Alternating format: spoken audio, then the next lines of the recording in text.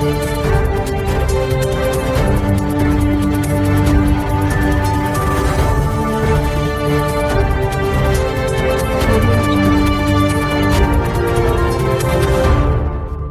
Public school Hafizabad के principal मजहर गुलिस्तान का female teacher के साथ हितक-अमेज़ सलूक का मामला।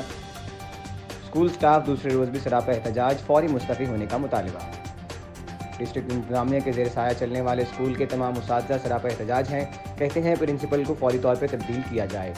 जबकि फीमेल टीचर का कहना है कि इदारे के प्रिंसिपल मजहर गुलिस्तान अक्सर औक़ात स्कूल के स्टाफ के साथ इंतहाई हितक-अमेज़ रवैया अपनाते हैं। ख़ास करके फ़ीमेल टीचर के साथ उनका रवैया बहुत ही अफसोसनाक होता है, जिसके बायस हमले में गम और गुस्सा पाया जाता है। आए रोज़ टीचर्स के साथ बदतमीज़ी करने के खिलाफ DPS स्कूल के स्टाफ ने दूसरे रोज़ भी एहतजाज किया। DPS स्कूल में 2000 के करीब बच्चे ज़ेर तालीम हैं।